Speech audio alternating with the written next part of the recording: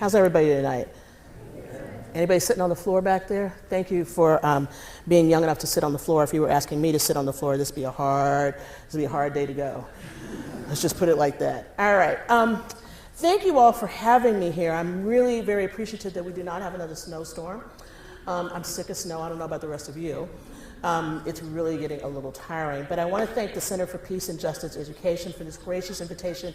Everybody who participated, that long list of people that you read out, thank you all. I don't know who you all are. I can't remember that much because I got Pope Francis in the front of my brain right now. But thank you for having me here to be the MLK speaker. I should probably say as a disclaimer, even though that was a gracious introduction to my book, I should probably say why I'm always interested in Martin Luther King, and that is in part because my dissertation advisor many years ago is a King scholar, Louis Baldwin of Vanderbilt, who just recently retired. And so I'm always interested in Martin Luther King and his impact on what is going on in today's world. And especially for this talk, because for me, this is something that puts together my two selves very well. One self is a African-American self who has a center in civil rights, and the other self is a Black Catholic. I come from 5 generations back of Catholicism. And most of us don't talk about Black Catholics in this country very much, but we have a very rich history.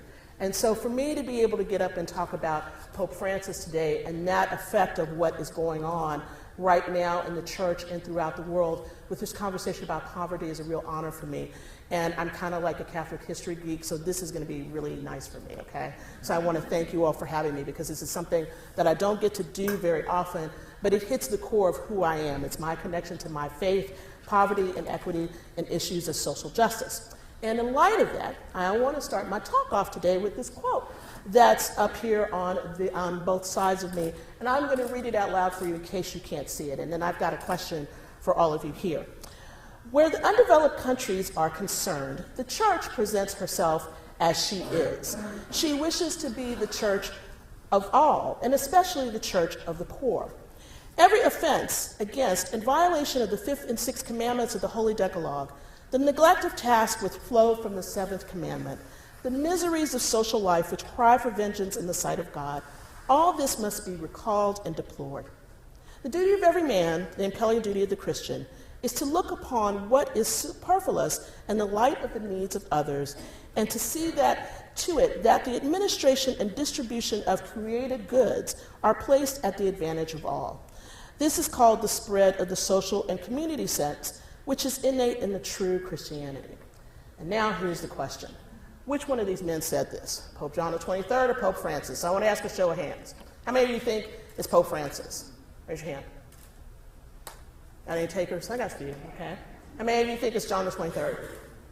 I knew I had a good Catholic school here. It's John the 23rd. Now, do you know when John the 23rd said this? It is a month before the opening of the Vatican II Council. And not only is it a month before the opening, it's a radio address. And the address was made on September 11th, 1962, in anticipation of the opening of the council. In that address, John the 23rd would echo some of the major themes of the council, especially that of the promotion of justice in the political and social state of the world in which the Vatican II Council would be held. At the time of his speech, a young priest, Dorde Bergoglio, was entering into his 2nd year of the priesthood and would have no idea that 51 years later, as Pope, his words would echo those of Pope John the 23rd in his apostolic exhortation. And all of you who know the Latin out here, just forgive me, I'm from Texas, okay? We don't know how to do Latin very well. Evangelii Gaudium, or the joy of the gospel. And here we go. The church, guided by the gospel of mercy and by love for mankind, hears the cry of justice and intends to respond to it with all of her might. In this context, we understand Jesus' command to the disciples, you yourselves give them something to eat. It means working to eliminate the structural causes of poverty and to promote the integral development of the poor, as well as the daily small acts of solidarity in meeting the real needs we encounter. It presumes the creation of a new mindset, which thinks in terms of community and the priority of life over all the appropriation of goods by a few. These two statements, made by popes 51 years apart, speak to a core belief of the Catholic Church, the care of the poor, and the promotion of justice. They represent a continuity that many, both inside and outside of the Catholic Church, have forgotten: care of the poor. And if you've seen any clips I've done recently on MSNBC, I've had one big statement to make, is that everybody is freaked out about what Pope Francis is saying because they forgot what a real Catholic sounds like. And one of my priest friends' mother asked, well, what does a real Catholic sound like? And I said, a real Catholic cares about the poor. A real Catholic cares about what justice is going on in the world. And we might argue about what the theological things are. We might argue about all different kinds of things. But at the end of the day, the care for the poor has been something that is inherent in all the documents of the church and the way the church has conducted herself since day one. And so all of this critique, all of the things that are happening right now about Pope Francis's critique about capitalism and poverty are not surprising. And let me just share a couple of them with you. First is Rush Limbaugh, that great Catholic theologian. Here's what he had to say. But the Pope here has gone beyond Catholicism, and this is purely political. I want to share with you some of this stuff. In a document on Tuesday, he means the joy of the gospel, setting out a platform for his papacy and calling for a renewal of the Catholic Church. In it, Francis went further than previous comments criticizing the global economic system, attacking the idolatry of money. I gotta be careful. I've been here numerous times to the Vatican. It wouldn't exist without tons of money. But regardless what this is, somebody has either written this for him or gotten to him. I guess it's that guy named Jesus, right? It's like somebody saying, you know, you really need to say this, right? This is pure Marxism coming out of the mouth of the Pope. Unfettered capitalism, that doesn't exist anywhere. Unfettered capitalism is a liberal socialist phrase to describe the United States. Unfettered, unregulated. But the best was in another broadcast, Rush claimed that someone had gotten to him and that someone was Jesus, right? And then Ross Douthat, who's in the New York Times, said the Pope Francis's language tilted left in ways that no serious reader can deny. Or we might take a critique from Representative Paul Ryan, who said this. This guy is from Argentina. They haven't had real capitalism in Argentina, Ryan said, referring to Pope as that guy is a nice folksy touch, right? I mean, you know, would any of us here call him that guy? Well, I don't know. They have crony capitalism in Argentina. They don't have a true free enterprise system. Now, the Pope, of course, always has a pithy rejoinder to his critics, and in La Stampa, he said a few days later, the Marxist ideology is wrong. But I've met many Marxists in my life who are good people, so I don't feel offended. Now, Pope Francis is a better person than I am, because I would probably want to take them on, but that's not the person he is. But these same criticisms would plague another religious leader back in the 60s, and that leader is the Reverend Dr. Martin Luther King, who was always considered to be a communist by his detractors, who was concerned with issues of poverty. Martin Luther King, a progressive Baptist who started off being a national Baptist, but the denomination broke up because they couldn't agree about civil rights, was also concerned with issues of justice and poverty, but in a very intense way 5 months before his assassination. He was called a communist and a socialist, all because of his concern for the poor. When King inaugurated his Poor People's Campaign in December of 1967, King faced criticism from some of his Southern Christian Leadership Council members and even from Jesse Jackson. Today, the Pope Francis, in his hopes for promoting the faith that does justice, is being criticized and also winning hearts and minds, mine included. My talk today will be to draw, in this time that we have, a 50-year arc between John Paul XXIII, the war on poverty, MLK's Poor People's Campaign, and the focus on the first Jesuit popes re-emphasis on poverty in his messages to both the church and the world. My hope is by the time we get done today and you ask me some questions, that we all come away with a better understanding about this issue and care for the impoverished in our world today, and that this is one of the biggest issues we face in the 21st century as the issues of wealth and the accumulation of wealth and the greater divide between the poor, the rich, and those crunched in the middle. And what are we going to do about it, and what does our faith say for us to do about it? But in order to do that, I want to take us back to the 1960s first. At the end of the day, I'm a historian, and I think what a lot of people are forgetting in this conversation is that part of what is happening is not a new thing that Pope Francis is talking about, but something that is old and timeless, and something that is embedded not just in his Jesuit identity, but the church's identity. And it has broad connections to other religious communities. And so I want to first talk about Pope John Paul XXIII and what happened before the opening of Vatican II Council. No one could predict what the Council's documents would say about poverty, or how Catholics and others would receive that message. While poverty, along with civil rights in America, became a major topic of concern, the church was just beginning to start to think about the state of the world and how the church should be represented in it. The issue of poverty would be a small but important part of the Vatican II documents, but not to the extent that it would be focused on after the council and after the documents were completed.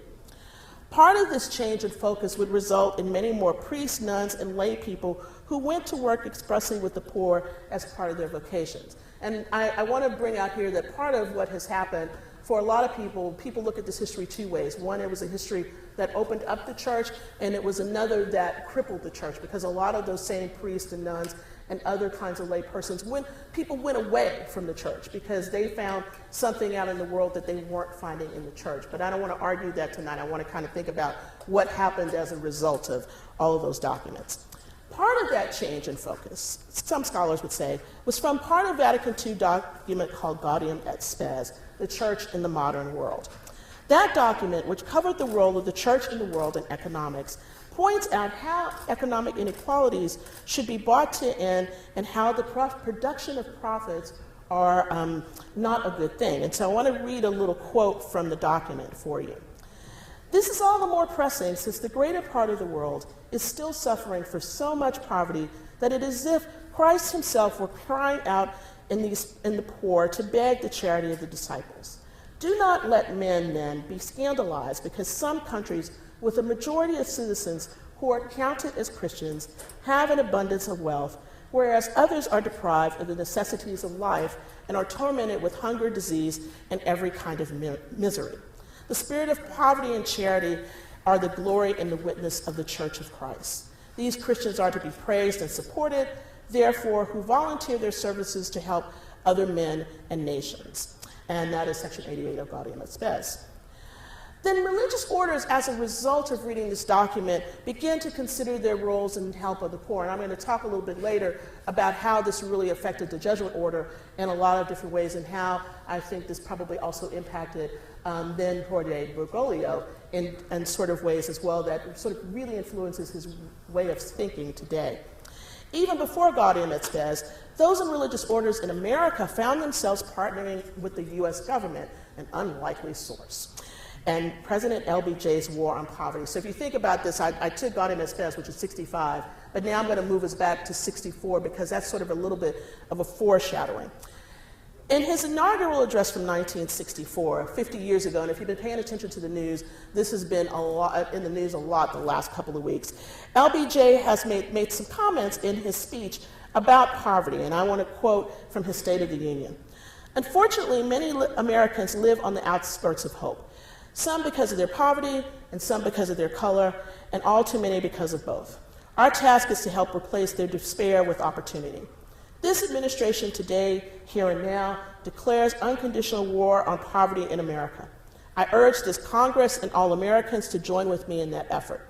It will not be a short or easy struggle. No single weapon or strategy will suffice, but we shall not rest until that war is won. The richest nation on the earth can afford to win it. We cannot afford to lose it. And if you look up here next, this is a little bit after that speech. President Johnson and Lady Bird Johnson visit in April of '64 Inez, Kentucky, right in the Appalachian region, and visit a home that you obviously can see is not, the best of places. There's a lot of poverty there. But LBJ was serious about this war on poverty, and he had Catholics to help him in that war on poverty, specifically one devout Catholic, Sergeant Shriver, who was tapped to head this war on poverty in the Office of Economic Opportunity. Now, this Office of Economic Opportunity does some things that we would probably be surprised about today. They started these different programs in 1964.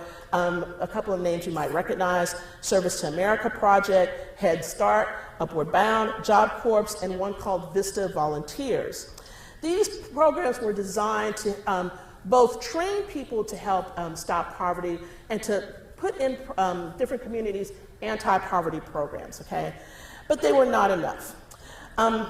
And for some of Catholics, what they would do, and some of the nuns did at least, in different places, decided how can we partner in with what's on the ground through our different apostolates and some of the lay apostolates. What happened was a big tension. Part of the tension came when organizations like Vista said, if you are a nun and you want to be involved in this, you can't wear your habit, you can't wear your clerical outfit, okay? And that was a real push against that. So the people had to make a choice about how are we going to be involved with the government, and that causes all sorts of issues and kind of problems. But at the same time, it called Catholics in America to start to think about how are we going to get some of these funds, and some of these federal funds flowed into Catholic church programs to help in these programs, okay? So even before 65 and Gaudium et Spes, you had a sense in the Catholic Church in America that this was going to happen. So that's prong one, all right? And so you had nuns going out into poor communities, you had priests going out into poor communities. A lot of times what happens is you had, especially in African American communities, you already had parishes that had schools connected to them. Some of that money flowed into those schools to help shore them up, and it changed a lot of people's lives in that sense. But at the same time, you had another tension. And that other tension was with the civil rights movement. And if we're thinking about 65 forward, you have the assassination of Malcolm X, you have the Vietnam War escalating, and you have a sense in which Martin Luther King, because of the Civil Rights Act being signed in 1964, wanting to change his direction, wanting to change his focus. And there were two things that he wanted to think about. One was the war in Vietnam that he begins to speak out about very heavily, and the other is poverty, okay? And since he had been working back and forth with LBJ, on the one hand, he was very happy about this war on poverty, but that war on poverty began to have issues with it. And so King began to push in the Southern Christian Leadership Conference, the SCLC, and in other places, that they needed to do more about poverty. And that needed to be something else happen. So let me just show you a little picture here from the SCLC campaign. I'll talk about this in a minute. In 1967, King made an SCLC address, which was a new movement was born. He said that he wanted to question the effects of capitalism on the broader society. He always had a kind of a critique about these market forces and what we would call sort of, the structural issues involved and what was causing poverty. But for King, pushing away the vestiges of Jim Crow was not enough to bring equality for African Americans in American life. He knew confronting the inequalities of the economy would be a lasting way to ensure that the gains of the civil rights movement would remain. So one of the things that King asked about, which is a conversation we're having right now, is a higher minimum wage. And so this minimum wage conversation that you think is a new conversation is an old conversation, okay? And King would probably be very surprised if he were here right now that we're still having a conversation about it instead of moving it. So I just want to put that out to say that these issues of the past are very much issues of the present, okay? Now, King was about sort of thinking about how do we take on the restructuring of the whole of American society. It's not enough to talk about civil rights. We also have to talk about what capitalism is doing.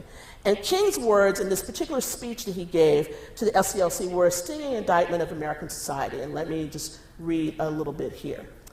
These are King's words. There are 40 million people here, and one day we must ask the question, why are there 40 million poor people in America? And when you begin to ask that question, you are raising a question about the economic system, about a broader distribution of wealth. When you ask that question, you begin to question the capitalistic economy. And I'm simply saying that more and more, we've got to begin to ask questions about the whole society. We are called upon to help the discouraged beggars in life's marketplace. But one day we must come to see that an edifice that produces beggars needs restructuring. It means that questions must be raised. And you see, my friends, when you begin to deal with this, you begin to ask the question, who owns the oil? You begin to ask the question, who owns the iron ore? You begin to ask the question, why is it that people have to pay water bills in a world that's 2/3 water? These are words that must be said. Asking these questions in King's position was dangerous. Now, if you don't know a lot about Martin Luther King, one of the things that we talk about now is the government spying on us. Trust me, they've been doing it for a long time. Okay, so nobody should be surprised about Glenn Greenwald. One of the ways that a lot of us learned about what King was doing was through the FBI redacted records, all the things that they did of the phone calls and everything else. So this move for King was a very dangerous move. Once you start talking about money, people get mad, okay? And they get mad because they think you either want to take their money away or that you want to redistribute their money in a way that they don't like, okay? Much of the criticism that was leveled at King was couched in the terms of King's community thinking and talking about the redistribution of wealth and advocating for the poor, okay? And you might imagine what word they probably called him. You're either communist or socialist because you want to redistribute something, okay? Now, this focus on economics didn't come out of a vacuum, no. If you have to think about kinds of people who were involved in the civil rights movement during this time, you have people like Fannie Lou Hamer who were sharecropping, you have other people, and the vast amount of poverty that you see, not just in the American South, but in the inner cities of the North, okay? So this is something that for him is not just about regionality, it's about changing everything. So when this Poor People's Campaign starts in December of 1967, when he announced it, what MLK wants to do is to travel around the country and put up different kinds of activities to go against what he believes are, not enough wages and things like that. So you have people like Cesar Chavez and others who come alongside of this. And the reason why Martin Luther King is even in Memphis when he is killed is that he is going there for the Memphis sanitation worker strike. If you don't know what happened there, just briefly, a sanitation worker was crushed in a trash truck. They were marching for better working conditions and better wages, and King was there to march with them. And so when he's there because he's there fighting against poverty. It's not just simply because he shows up to give a speech in Mason Temple that he preaches, and the next day he's shot on the porch of the Lorraine Motel. It is because he is fighting against poverty and injustice. And poverty and injustice in Memphis at that time was going on with the sanitation workers. So he's assassinated. And what happens to this Poor People's Campaign? Well, what happens to it is that people who are alongside of him, like Jesse Jackson, who didn't want to do this at first, and then Ralph Abernathy say, we have to continue to do this. And as a result, they meet starting on May 14th in 1968. More than 3,000 activists and poor Americans come from all parts of the country to camp out in Washington, and they built a shantytown on the mall and named it Resurrection City. Now, I don't know if you can see in this picture, but I used this picture for a reason. There's signs here: Newark, New Jersey, Council of Churches, the Episcopal Diocese. These are a whole group of religious people who are out here camping alongside. You had nuns, you had priests, you had all these people, religious people coming together to say, we want to do this, we want to have this Poor People's Campaign, and they basically built Resurrection City, which was this sort of shantytown camp. They lived there for about a month. It reminds me a lot of Occupy, if you wanted to sort of make a comparison to that. And it didn't work. They had really muddy rains for the last month. It got really bad, and it turned into a mess. But I want to put a pin there because at the same time all of this is happening, there's something else happening in the Catholic Church, and a specific part of the Catholic Church. And that's the part that concerns us now. So this is the first half of this is to sort of say, here's the context of the 1960s, okay? So now we're going to make this shift and start to talk about what's going on in Pope Francis's world during this time, or better yet, the world of the Jesuits, okay? And I decided to use this Time magazine cover of Superior General of the Jesuits, Pedro Rupe, in part because A, I liked it, and I also wanted to show that, there have been priests on front of the cover of Time magazine before even Pope Francis, so there you go. And this is from a little bit later, actually I think 1973, 1975, I can't tell from the front. But let me start to talk about why Pope Francis is the way that he is. And I want to go back to when the announcement was made of the Pope back in last February. And I need to tell you that it was not surprising to me about who it was surprising to me about what order he was. Because for many of us, you thought you would never see a Jesuit Pope in like a million lifetimes, okay? So that's first of all. So I'm still today, as we go into, maybe a month and a half away, maybe from the announcement, that I'm still surprised, all right? And I'm surprised in part because of this man, Pedro Rupe. And I'm surprised because when you think about the history of Pedro Rupe and the Society of Jesus, he really changed the focus, first of all. And second, he took very seriously what the Church of the modern world said. And in 1965, when he was elected Superior General of the Jesuits, one of the things that he said was, I want the Jesuits to begin to think about being people in the world.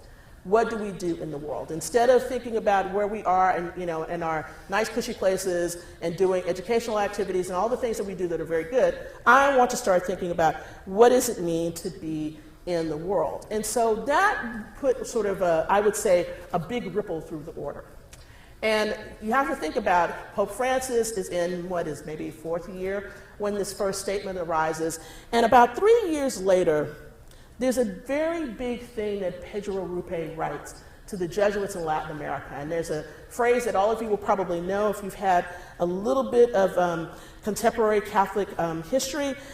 When he wrote a letter to the Jesuits of Latin America in '68, he used a phrase called, "We need to have the preferential option for the poor." Now, what does that mean? It says that we're not going to just think about, the poor, they're there, we got to do something with them. We need to prefer them over some other things that we are doing. We need to really think about what it means to have a preferential option for the poor. Now, all of this made, if you put this together, this statement with the church in the modern world, what you begin to have is sort of like a rumbling in the church, and especially in this order. Because what you have in Latin America is bone-crushing poverty, okay? And this bone-crushing poverty is seen by all of these Jesuits who are working in Latin America, and what begins to happen is a sense in which people start to sort of theologize around this. And so this statement was taken by Gustavo Gutierrez, who we think of as the modern father of liberation theology. And he took that and sort of ran with it and said, we need to think about a theology of liberation, and that is going to be intrinsically about the poor. And I want to state 3 statements here that sort of are like your core nuggets about liberation theology. First, material poverty is never good, but an evil to be opposed. And to put it in the words of Gutierrez, it's not simply an occasion for charity, but a degrading force that denigrates human dignity and ought to be opposed and rejected. Second, poverty is not a result of fate or laziness. And can I just pause here and just say, this is one of the things that's killing me about the discourse in this nation right now, is that everybody talks about poverty as though it is your fault, and that is because you must have done something wrong or you're not working hard enough. That's just crap, okay? I need to just say that up front, and you can call me all kind of liberal Catholic you want to, but it really burns me up, and it is just antithetical to anything that is Christian, whether you consider yourself Christian, Catholic, otherwise, it just is wrong. It's due to structural injustices that privilege some while marginalizing others. Poverty is not inevitable. Collectively, the poor can organize and facilitate social change. Third, poverty is a complex reality and is not limited to its economic dimension. To be poor is to be insignificant. Poverty means an early and unjust death. Now, lots of things happen with this, with Gustavo Gutierrez's theology of liberation. One is you had some Marxism on the ground already in Latin America, and these things got folded into Marxist ideas, and for not just the Jesuits, but lots of priests and others in Latin America, this became a launching pad to start to think about how we're going to fight against poverty, okay? Some of that was in good ways, some of that was in bad ways, some of that we can debate about, okay? But this whole thing became part and parcel of what happened in the 1970s. It gave rise to base communities and other things in Latin America. It was thriving. It was amazing. The kinds of things and the kind of growth that happened in the Catholic Church were exponential. At the same time, however, there was an issue. And the issue was, do we continue to do this? And amongst the Jesuits, this was a big fight. So in this 32nd General Council, one of the things that happened was a very big argument when Pedro Rupe brought everybody together to talk about, the future of the Jesuits and what should we be thinking about in the midst of this liberation theology. What are we going to do? And a phrase came out of that, the service of faith and the promotion of justice. Now, my first job was at a Jesuit institution. I always value that because that is one of the core things that I think about is how do we serve the faith and how do we promote justice. But that was a radical idea in the early 1970s because you still have a church that is wrestling with this entire huge big document of Vatican II. This is the world that Jorge Bergoglio becomes a provincial in. And that provincial thing that happens with him is, he's over a group of Jesuits in Argentina, doesn't turn out so well. Because he's kind of, on the one hand, a disciplinarian. He wants to accept some of the things about liberation theology, but he doesn't like the Marxist piece, okay? And this ends up rather poorly for him, and it doesn't turn out well. However, let me say this. Where you hear Pope Francis talking about poverty, talking about these issues, this all comes out of this generation from 1965 forward. What is happening right now is that people are putting this Pope as though he just rose sui generis right now after the election. This is somebody who lived through this whole thing, who understands what it is like to look for poverty in the midst of the church. So the kinds of things that you hear about what he was doing in Argentina, where he took the bus and he walked back and forth to work every day, and all these stories, this is him living this out. He's living out what was going on in the 70s and early 80s. Now, for the Jesuits, this would become an interesting problem because some of them decided that they wanted to do this more than other things.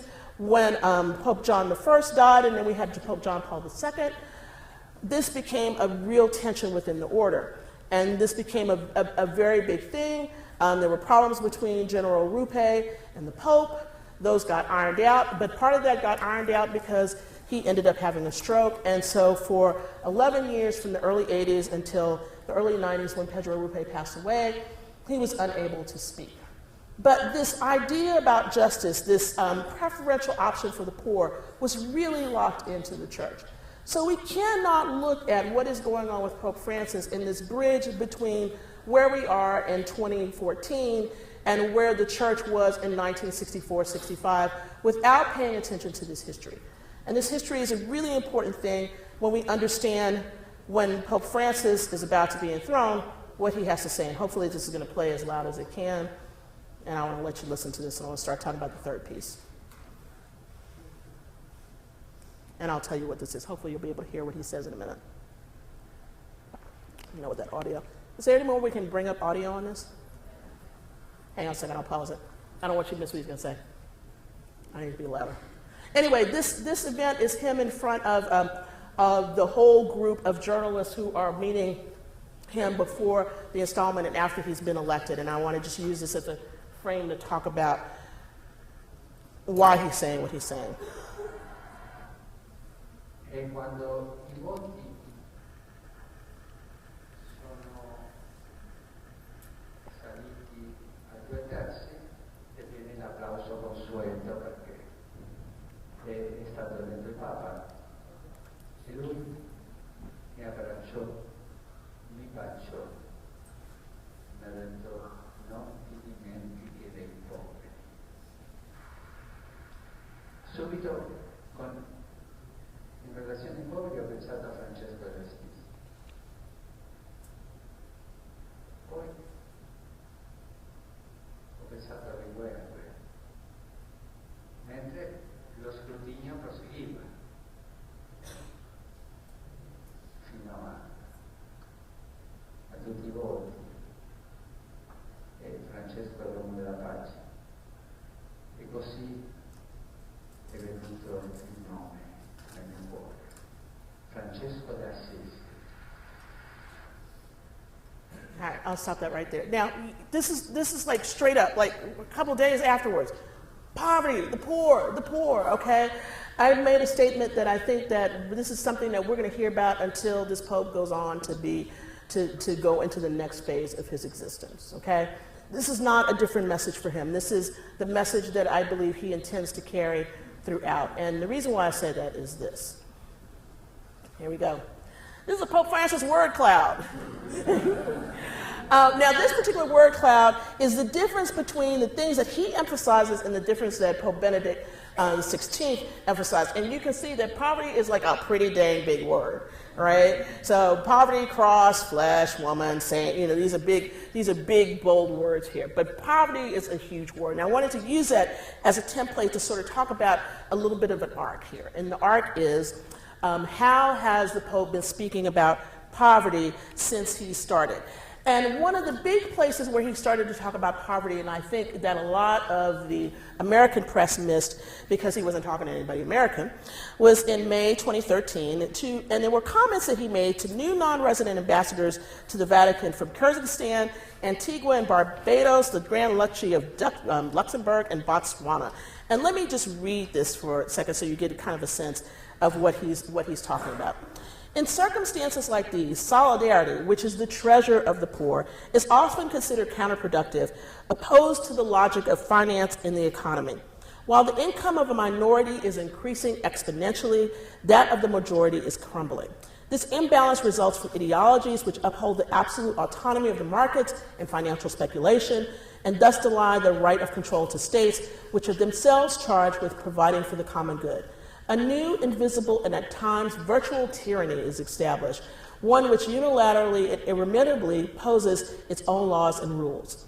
Moreover, indebtedness and credit distance countries from the real economy and citizens from their real buying power.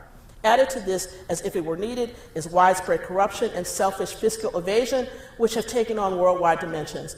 The will to power and of possession have become limitless. Concealed behind this is a rejection of ethics, a rejection of God. That's a pretty powerful statement. And he's making this to these leaders, but every day, you know this if you pay attention to the Vatican, these statements are promulgated. And so there wasn't a lot of press about this. The European press talked about it a lot, but in America, nobody talked about it. But what I want to say is this. This is a pope who is about structural sin. This is not a pope who is about moral sin in the same way you have heard people talk about moral sin before. Now, what do I mean by that? What I mean by that is this. What Pope Francis is doing is restructuring the conversation, reordering the conversation. That is not to say that he does not care about immorality, personal sin, all of those kinds of things. It is that when you hear him make these statements about, I want to focus in on more on this stuff than this stuff, he is saying that I want to deal with the issues of structural sin. These are things that people talked about in the 60s and the early 70s. These are things that liberation theology talks about. It talks about the economic sins, the kinds of sinful structures, as it were, that create these kinds of inequities in the world. Let me go a little bit further. Let's go forward to talk about Evangelii Gaudium, because I'm watching my time and I want to make sure that you have time to talk about this. Every month, I cannot tell you how many times that I've listened to him, and I knew we were only going to have enough time to deal with some things. I'm happy to answer lots of questions afterwards. One of the things that has struck me is that almost in every major speech, almost in every major thing that he has written, there is an issue of poverty and an issue of sinful structures. And one of the reasons why everybody got on the joy of the gospel so much is that they thought it was going to be one of those normal statements. And if you think about when we have statements that come out of the Vatican, either papal bulls or whatever they might be, the world sort of pays attention. But a lot of people paid attention because this was the first real statement that the Pope had made. It was supposed to be about evangelization in the church, and most of it really is. But if you're going to evangelize people, you also have to talk about what's bad. So let me just read a couple of these very quickly, and I want to talk about this. And this first one I want to talk about especially because it hit home to me. Can we continue to stand by when food is thrown away while people are starving? This is a case of inequity. Today, everything comes under the laws of competition and the survival of the fittest, where the powerful feed upon the powerless. As a consequence, masses of people find themselves excluded and marginalized, without work, without possibilities, without any means of escape.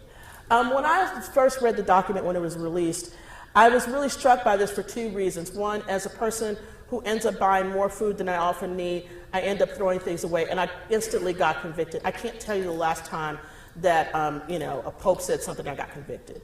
So I knew that it was like, this is the real deal, and this man is like getting to me. And I admit that in front of you because I can be an academic and I can be hard about things or whatever, but it was like a sword pierced my heart because I care about people who don't have things to eat, and it made me have to focus in on myself. It made me have to think about, what am I doing here? What am I not doing right? How am I wasteful? How am I thinking about things that I shouldn't be doing, or things I don't even need to buy that just go moldy in the refrigerator? So that, it might seem like a little thing, but think about if I multiply this by everybody in this room. What might you not do? What might we save? What might somebody be able to eat as a result? But the other part of the statement is really important. This little place where he says the survival of the fittest. This is where I get to be a historian. In the 19th century, there was something, we talk about Darwinism, but there was also social Darwinism. And that it was this sort of way in which people thought that, if you just didn't make it, it's too damn bad. That's what we have right now. We have a social Darwinism going on. We have a social Darwinism that says, if you don't have enough money, that's too bad. If you can't find work, if you're unemployed for how many weeks it is, more than 52 weeks, and you can't find a job, that's just too bad. So the Pope is really starting to get out of these, into these very deep statements. Let me just read the second one, or actually let me skip over and read the last one because I want to make sure we have time for questions. The worship of the ancient golden calf has returned in a new and ruthless guise in the idolatry of money and the dictatorship of an impersonal economy lacking a truly human purpose. The worldwide crisis affecting finance and the economy lays bare the imbalances and, above all, their lack of real concern for human beings. Man is reduced to one of his needs alone, consumption. And so this is about extreme consumption. This is about the consumption of the world where some have many resources and others don't have resources. And so what the Pope is trying to do is reorient the conversation. I think he is going to continue to be relentless about this. And I can't remember the last time I saw Pope did something like this. This is from the World Economic Forum last week at Davos. He sent a whole statement to them. And this was part of the statement. I ask you to ensure that humanity is served by wealth and not ruled by it.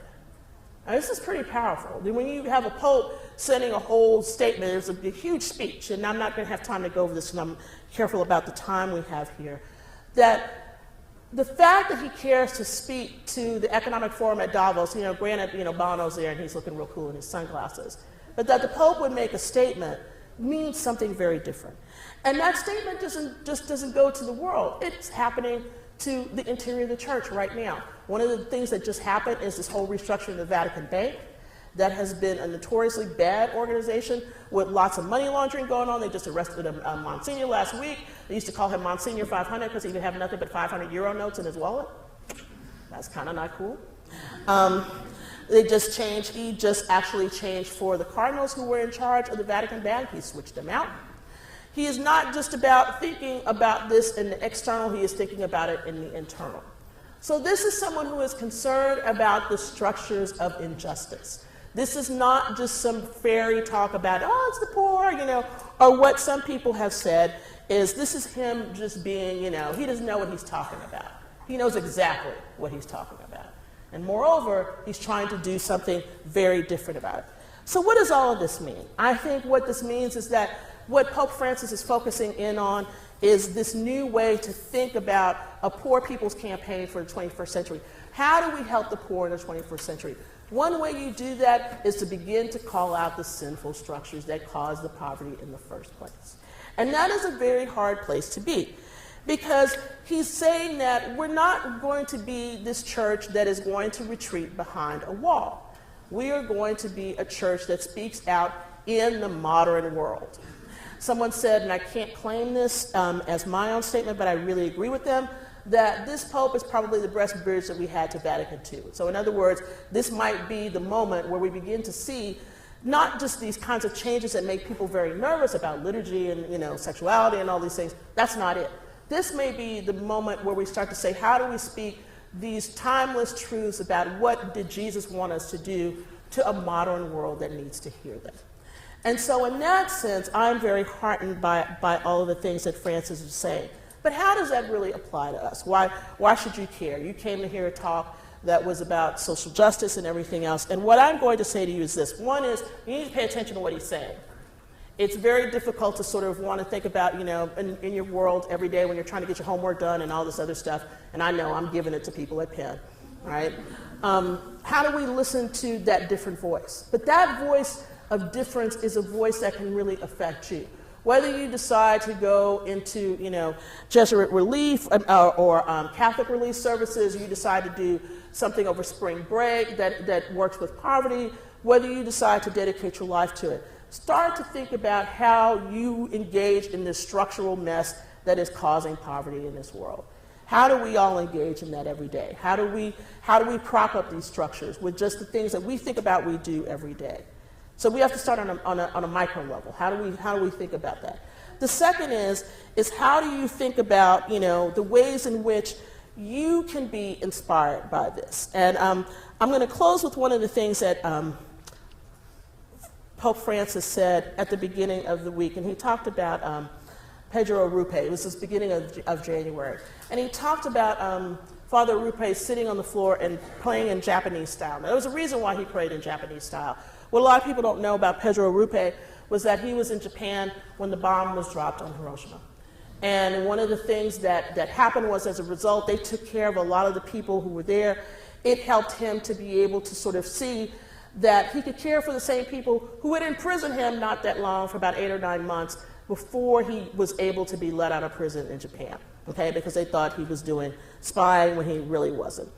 And he said that in the statement, Pope Francis, I often refer to a letter of Father Pedro Rupe, who had been the General Society of Jesus. It was a letter directed to the Centros of Investigation de Action Social.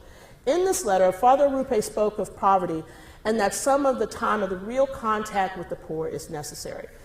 This reality is very important to me, this is Francis.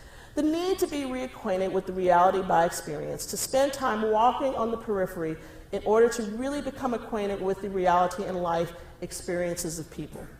If this does not happen, then we run the risk of being abstract ideologists or fundamentalists, which is not healthy. And I want to leave you with a question today. How can you walk with those on the periphery? How can we walk with the poor?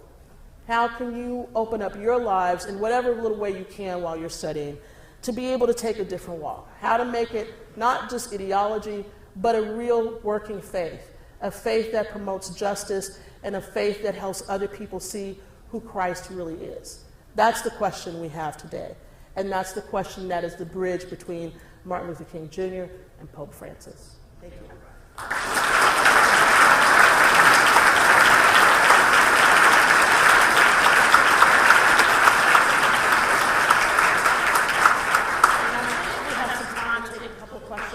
Somebody else is going to run this, so I think you can come up to the microphone. Is that how we want to do it? Okay, great. Somebody's going to bring the mic to you. So if you want to ask me something, as I like to tell people in my class, don't give me a statement, I need a question. And ask yourself also, do you really need to? This is called the Villanova bleed. No, apparently, you don't understand this. I know this is what happens at a communion. You walk out the door. I know what this is. But if you have questions, you raise your hand, Quills, and I will give the mics to you and you have a chance to. See, other people would be like afraid of it. I know what this is. No, they won't. And I'm not afraid of it.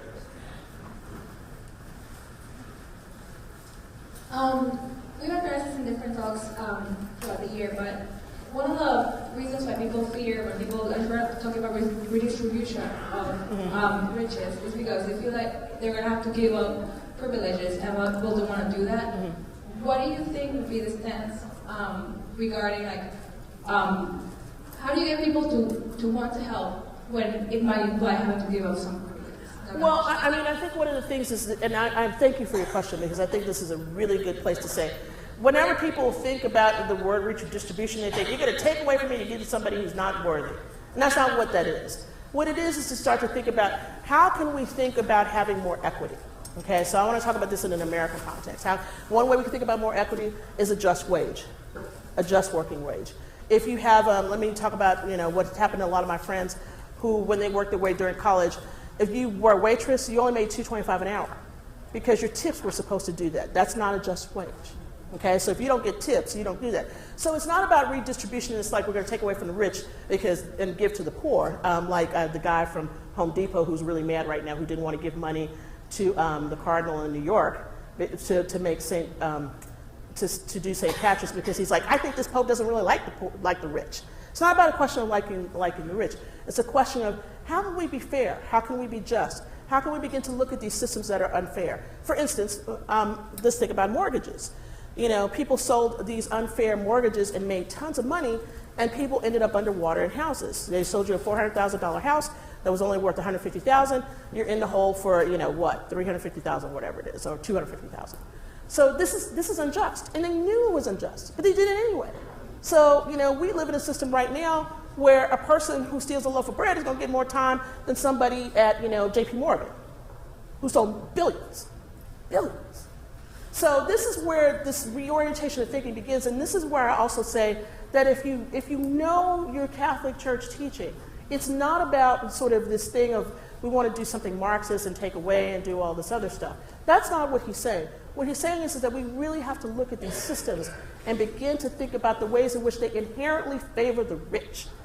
Because sometimes the rich are just always going to be rich. If you know how to make money, you'll make money. That's not the question. The question really is that if you're going to be rich, there are people who are philanthropists who are rich that keep making more money, right? And why do they keep making more money? Because they know how to make it, right? But if you come from a third generation family of, somebody who was an immigrant family that came into this country, you tried to get up by your bootstraps, you don't have land, you don't have an inheritance, you don't have wealth, and you stay in that same place, what can we do to change that person's life? Well, they might be able to, if we give some money to the school, that might change 100 kids' lives that would not go to college and end up going to college. That's a different kind of redistribution. And in America, if you give that money, it's a tax break. So this is where you have to stop listening to this language, because that language is going to kill you. It will tear your soul out, because all you'll think is, this is what somebody else wants from me. And it's not, how much can I give so that I'll have, it's a reciprocity thing. Trust me, you give, you get more. You just do. It might not be money, but you'll get something else. Sorry, I preach. I don't want to be a priest, but I preach.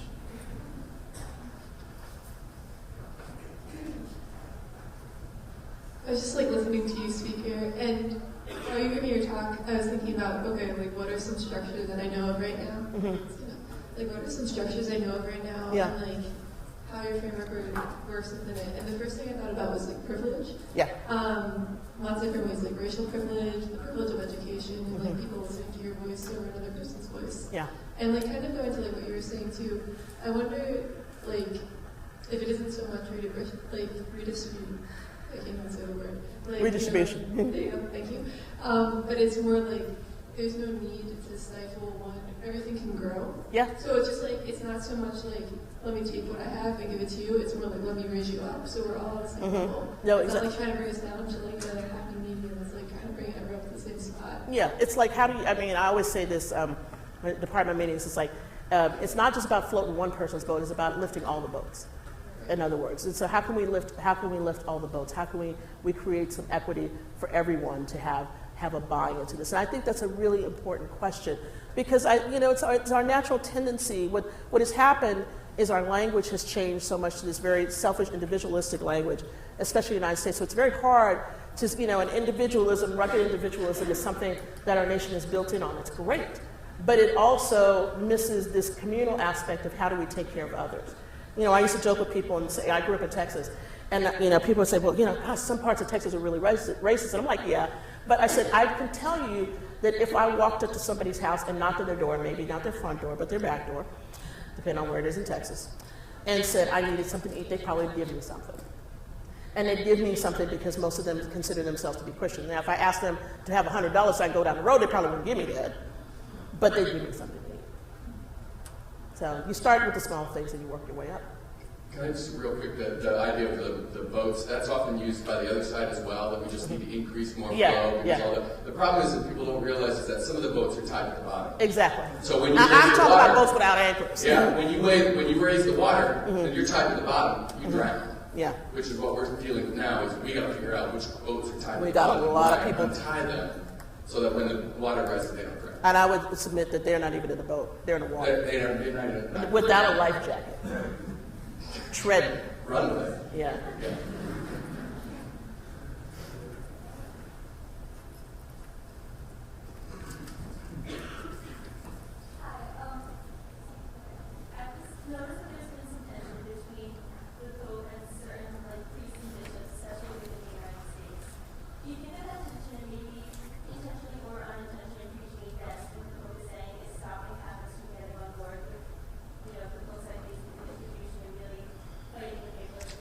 So I'm going to give you a little brief history. What I think happened, and this is me speaking from a political point of view, okay, so just bear with me, is that the Conference of Catholic Bishops in 1988, I believe it was, had a great statement about poverty and economics and everything else. That was wonderful. And then in the 90s, something happened. It was called the Culture War. And everybody sort of bought into that and started getting into it. And you had a statement called Evangelicals and Catholics Together, which was a great statement. But what happened was that the more that the bishops got involved in culture war issues as opposed to these general issues about immigration and all these other things, and they've always been doing that stuff, it's that the message got busted, So from 2008 forward, what I think has happened is we're on this side of, it's been a message about moral issues, contraception, religious freedom, birth control, all this stuff, and that has gone to the exclusivity of everything. You know, in other words, if you think about the Youth Conference of Catholic Bishops, that's what I think about. I don't think about this other stuff that I know that they really have a history for. And that's also about a long-term history about who gets appointed, who doesn't get appointed, and that sort of things. And so when you hear this Pope say, I'm not into these clerical kinds of things, you need to be a servant, blah, blah, blah, one thing is he's saying that directly to them. And he's saying, I need you to straighten up. All this stuff is over. Stop yelling at people and start loving some people. Basically, that's the short form version. So that's one. And the other piece of this is about what are the valences that Catholic bishops have to deal with here. And so I'm interested now to see how this conversation is going to change with the conference and how maybe we can get back to some really important things like immigration that are crucial to Catholic Church life in this country. Poverty would be one. But it's going to take some time because I think it's going to be really hard for them when they've been waging one kind of a thing, to sort of retack and realize, oh shoot, I'm supposed to be doing this other thing too. So yeah, it's a battle, but that battle has an arc of history to it, and there's some different reasons why it went more one way and not the other.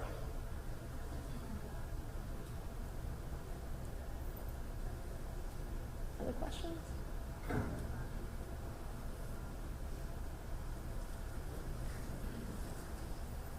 Thank you for coming. As a Catholic myself, you bring up these people like Paul Ryan, who's a presidential nominee, and you have Pope Francis, who kind of says this, he's the leader of the Catholic Church, and you're a Catholic yourself. I was wondering what you think would be the best solution to kind of for Catholics to come together with such radically opposite ideas to come together and come with this solution. Yeah, I mean, I think in this country we end up politicizing it a lot, and one of the reasons why I would like it to be more of a balance for the Catholic bishops and for local parishes is that I think we can come together on some things. I mean, I don't think any of us, whether we're on the liberal side or the very conservative side, want to see somebody starve, right? We would think about different ways to get there, about how to not let that person starve. But I don't think we should allow outsiders like Rush Limbaugh and others to pontificate about what Catholicism is. I think we need to get back to what Catholicism really is and not let people who don't know what it is tell us what it is. Do you understand what I'm saying? So, I mean, that's part of it. And the other part, too, is it's an internal struggle in the church. And part of the internal struggle with, if I think about, one pope who dies very quickly, and then these two middle popes, right? One with a very long reign and then Pope Benedict. It was sort of a different kind of focus and direction, right? So if we wanted to make this a liturgical battle, we could talk about, what was happening in the church and conservatism and the ways in which Pope John Paul II looked at communism because of his, coming out of Poland. That's a history for him, right? He didn't see it in the same kinds of ways that people saw it in Latin America.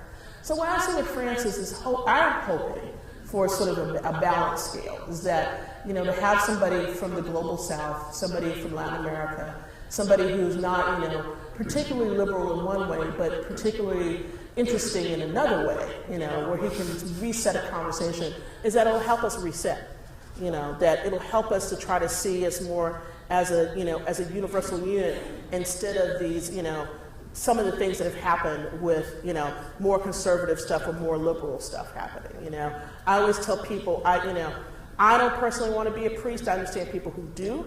That's a part of the church. But one of the things that we always have to remember as Catholics is that we have an issue of conscience. And we can use our conscience, and we can think with that.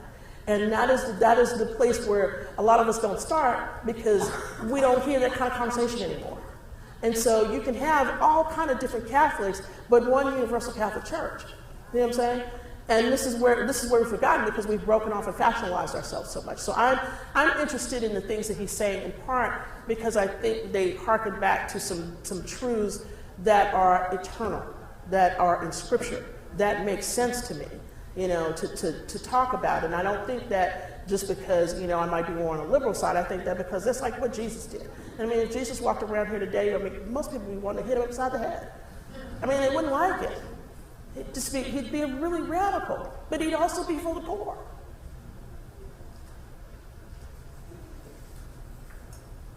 Hi. I just had a question about how you felt with a Catholic figurehead representing the message like be there for the poor, do what's right, all of that. But I think it's interesting to think about the restrictions that come with the Catholic figurehead representing the global message, one that might be spearheaded by Christianity or other religions, but it's not in any way limited to.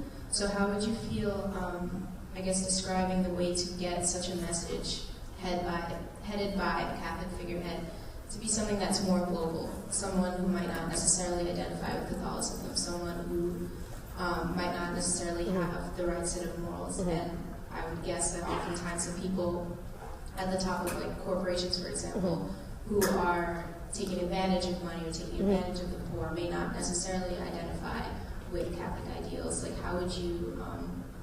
how do I think it's supposed to affect them? Not necessarily just affect them, but just the dissemination of the message that even though it's very much Catholic, like showing their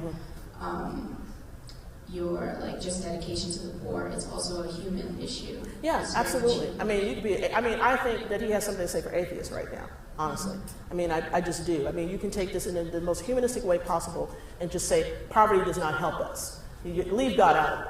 Okay, it doesn't help a nation. It doesn't help anybody grow. It doesn't help kids. I mean, all the things you can be concerned about without having any deity involved.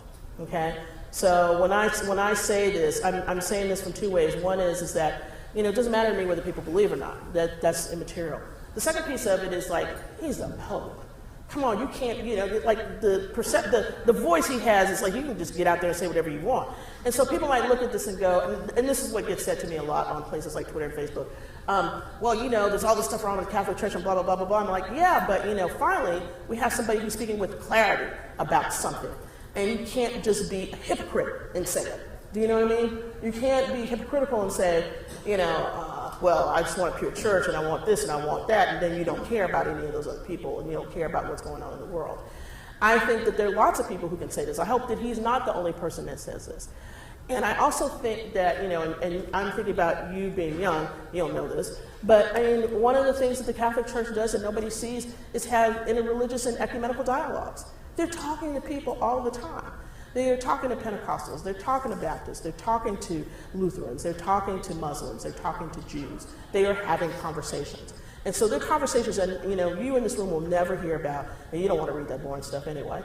But these are the places where people are meeting together to talk about this. And I think, you know, Muslims care just about poverty just like we do, like a Catholic would. And so do Jews, and so do Jains, and so do Buddhists. And, you know, there's poverty, and how are we going to deal with this? How are we going to deal with these issues? And we might not agree on everything, but I do think having, you know, a cacophony of voices about poverty is better than having no voice about poverty and no voice about what is rapidly spiraling out to be a huge piece of inequity in this world. I'm not talking just about America, around the world, where you have, I mean, it was just some disgusting thing in the New York Times about a $25,000 a night hotel room with real jewels on the wall in New York. And I'm like, even if I had the money, I'm not staying there. Okay? That's just, I mean, like, what? Why do you need this room?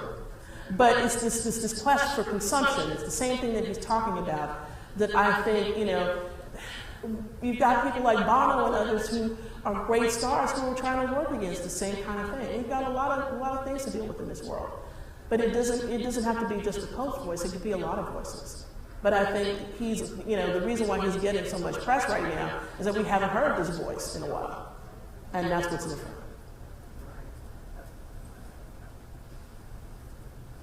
We'll take one more. One, two.